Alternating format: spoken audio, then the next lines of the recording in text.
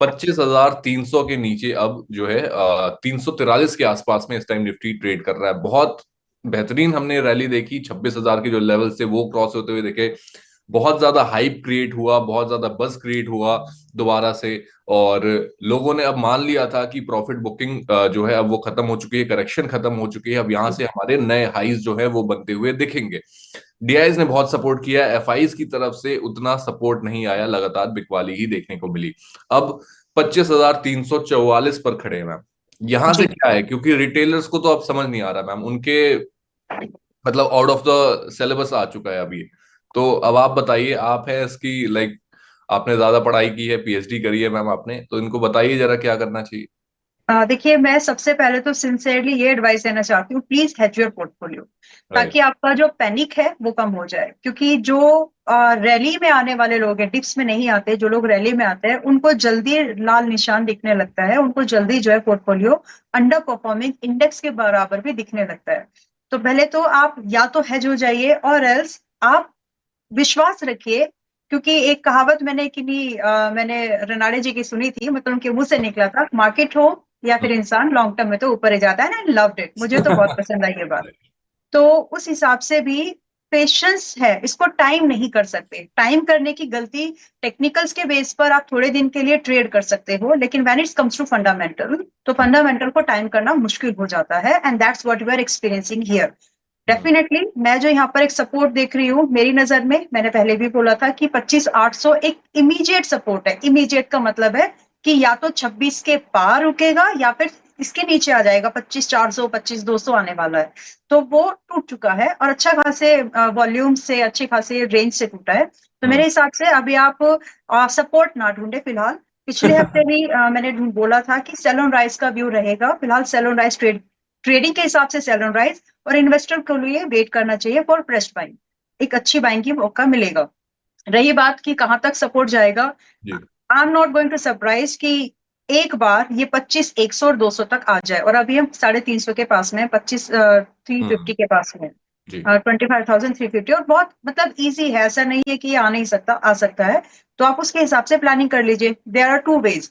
अगर आप थोड़ा सा तरीके से प्लान करें तो, ताकि आपका रिस्क भी कम हो जाए और वॉलेटिलिटी से भी आप बच जाए, तो आप मंथली दिसंबर मंथ की कॉल और दिसंबर मंथ का फ्यूचर आप बेचे, और हम्म। नवंबर मंथ की कॉल लगभग, मैं आप आपके हिसाब से देख लीजिएगा, नवंबर मंथ का at the money monthly series में 25,300 का कॉल ऑप्शन आप बाय कर सकते हैं।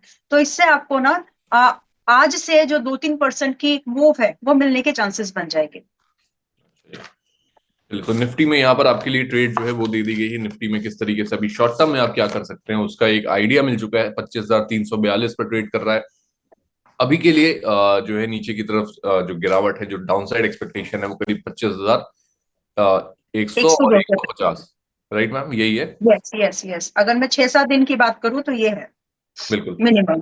6-7 दिन यानी कि अगला हफ्ता जो है वो शुरू हो जाएगा यहाँ पर मंडे से लेकर के अगला जो फ्राइडे है, उस बीच में ये रेंज रह सकती है। और यहाँ से जो लेवल्स आपको बताए गए हैं, जो ट्रेड आपको एक मैम की तरफ से जो बताया गया, आप वहां पर काम कर सकते हैं। अगर आप निफ्टी में बिल्कुल ही मतलब अगर नहीं मानना चाह रहे हैं आप, आपको ट्रेड लेनी ही है, तो आप इस तरीके से यहाँ पे काम कर सकते हैं।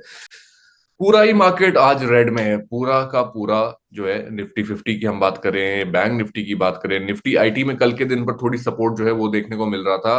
कल भी जो मार्केट थी, ज्यादातर इंडाइसेस जो थे वो हमारे लाल निशान के साथ ही काम करते थे, लेकिन निफ्टी में हमें, आईटी में हमें कल थोड़ा सा सपोर्ट देखने को मिला। लेकिन आज सारे इंडाइसेस जो है वो रेड में कामकाज कर रहे हैं। निफ्टी मिड कैप की बात करें, वहां पर भी करीब 100 पॉइंट्स की जो है गिरावट देखने को मिल रही है। इसके अलावा बैंक में भी उतनी ही है। और इसके अलावा मिड कैप की हमने बात करी ली, निफ्टी 200 में भी यहाँ पर उसी तरीके का कुछ हाल देखने को मिल रहा है।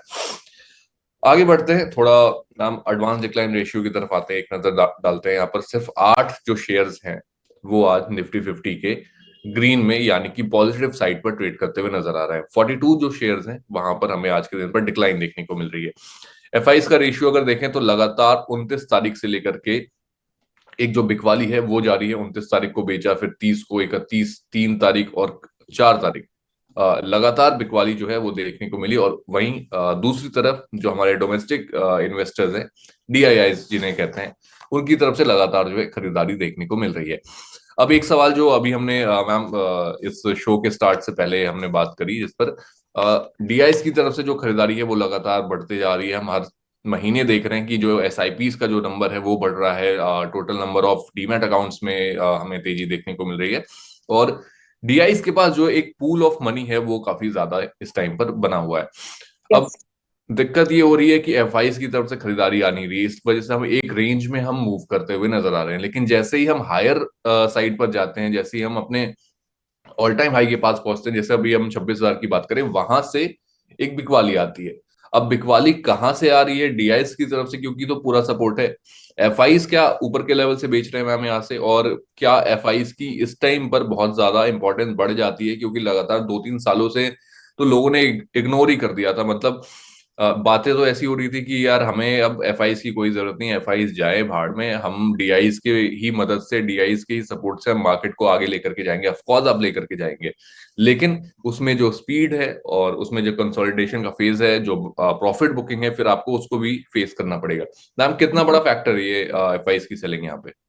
देखिए, this is one of the biggest factor. और आज की डेट में अभी भी सिंगापुर, यूएसए, ये ऐसे कंट्रीज हैं जहां से सबसे ज्यादा एफडीआई जो है, एफपीआई जो है, इंडिया में रूट होते हैं। राइट। तो मेरे और अभी की डेट में अगर हम देखें तो यूएसए के साथ में हमारे जो रिलेशंस है उतने स्वीट नहीं है at is used to be. तो उसका इम्पैक्ट देखने के लिए मिल ही रहा है। दूसरा एक और इम्पोर्टेंट चीज है कि आज के डेट में हम कितना भी कोशिश करें, we can not denial with it कि जो मेजर ट्रेड करेंसी है दैट इज यूएसडी। कोशिशें चालू हैं। जैसे ही कोई कोशिश करता है, ट्रम्प जी आ जाते हैं प्रेसिडेंट की, नहीं भैया it's not going to work out, आपको otherwise this will happen. And right. उसका सिग्निफिकेंट इम्पैक्ट फिर ये आता है कि जो सेंटिमेंट कंपनीज जो ग्रोथ में पार्टिसिपेट करने वाली, मेजरली अगर हम देखें तो एमएसएमईज होती है, एसएमईज होती है, जो किसी भी जीडीपी को बहुत सपोर्ट करती है। और एक्सपोर्ट में हुआ बहुत कंट्रीब्यूशन होता है इस छोटे स्मॉल सेगमेंट कंपनीज का, अनऑर्गेनाइज एसएमईज का, एमएसएमईज का।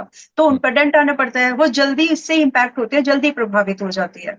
तो विद नो डिनायल ये पॉसिबिलिटी, ये रीजन है कि अभी तक तो बात चल गई थी जब यूएस डॉलर जो है थोड़ा स्लो डाउन था, यूएस बॉन्ड यील्ड्स वापस से बढ़ने अब शुरू हो गए हैं, और इंडियन करेंसी यूएसडी के अगेंस्ट में डिक्लाइन लगातार हो रही है। अगर हम पिछले 2014 से अभी तक देखें तो नियरली 45% का डिक्लाइन अगर हम देख रहे हैं तो इस वैल्यूएशन पर हुआ है। This is when you see कि भाई, जब हम कंट्री की ग्रोथ को देखते हैं ना, जीडीपी की ग्रोथ को देखते हैं, तो करेंसी के मायने में उसको एक जो नेट गेन निकाला जाता है कि कंट्री आपकी किस रेट पर ग्रो हुई है, फिर आपका करेंसी कितना हुआ, तो हम उससे नीचे हैं। हम जीडीपी वर्ल्ड की थर्ड में, कोशिश हमारी चालू है, आ भी जाएंगे, लेकिन अगर आप वैल्यूएशन, आपकी परचेजिंग पावर जो है ग्लोबल प्लेटफॉर्म पर वो घट गई है। एंड देयरफॉर जो इन्वेस्टर आपके यहाँ पर ऑलरेडी इन्वेस्टेड है, जब वो अपना पैसा ग्लोबल प्लेटफॉर्म पर वापस लेकर के जा रहे हैं आपके यहाँ से, तो उसकी वैल्यूएशन घट गई है। बिल्कुल। यस। और वही पैसा उन लोगों ने, जब दूसरे ऑप्शंस उनके पास में है लाइक चाइनीज मार्केट या फिर जापानीज मार्केट, जहां पर करेंसी डिप्लॉय उतना डेप्रिशिएट नहीं हुआ जितना कि हमारा, तो वहां पर नेट नेट एक विनिंग सिचुएशन उनके फेवर में है। तो ये सेंटिमेंट है जो कि फिलहाल बने हुए हैं।